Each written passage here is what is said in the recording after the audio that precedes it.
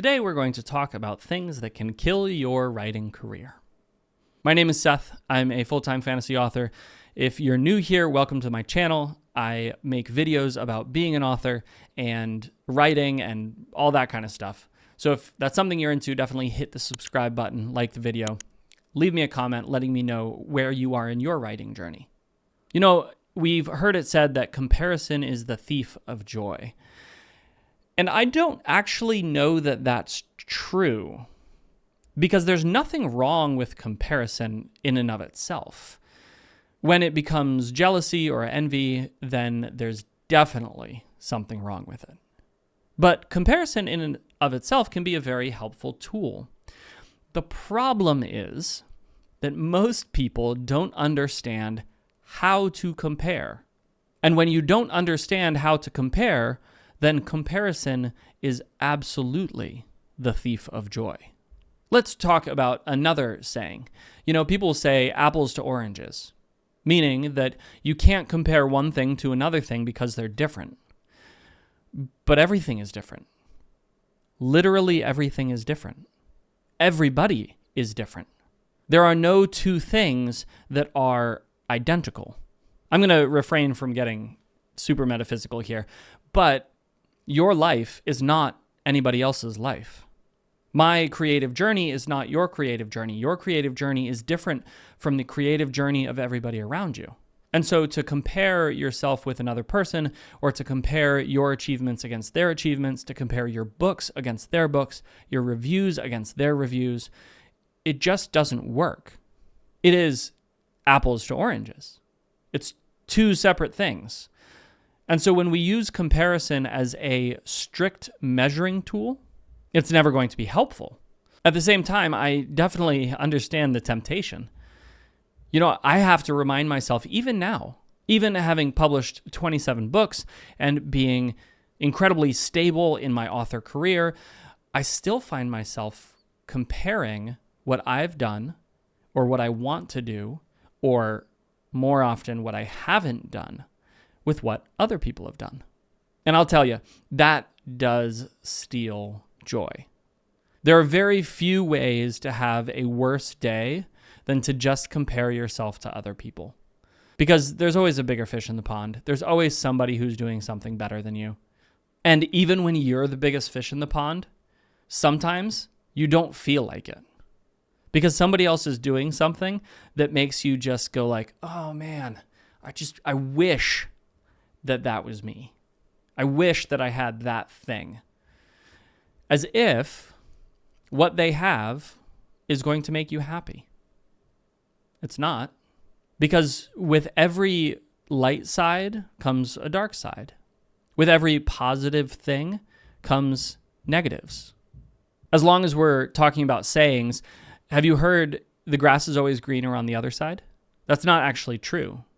The grass might look greener, but it's not. And chances are it's just where you're standing, you can't see the big brown patches. You can't see the weeds. You can't see all of the problems. This is incredibly true for everybody in the world. Nobody's life is as good as you think it is. If you see somebody and they are out there living their best life, first of all, fantastic. I mean, we should be cheering them on, right? But second of all, it's not that good. They still have problems. They still have difficulties. They still have worries. Believe me, with success comes a whole new set of problems that you're like, how is this even a problem? Nobody lives a charmed life. That doesn't exist. And so to compare ourselves to somebody else is an activity that is fraught with danger. And yet, as I said, every negative has a positive. Every positive has a negative. Comparing your achievements to other people's achievements can be very negative, but it can also be incredibly positive if you're doing it properly. And this is where comparison can become magic. Often when we compare, it's with the goal of feeling good about ourselves. And when we don't match up, we feel bad about ourselves.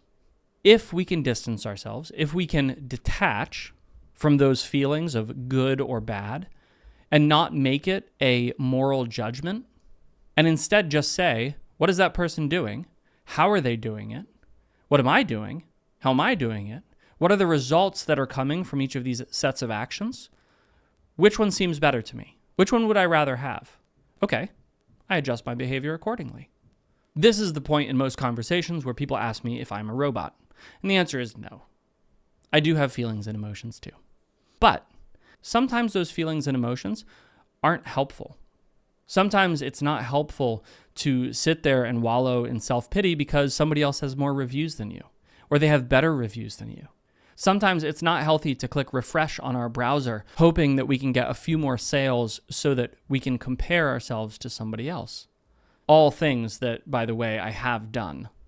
Unfortunately, I know a good number of authors for whom this is the case. They spent so much of their time comparing themselves to others that when they finally looked up, everybody had passed them.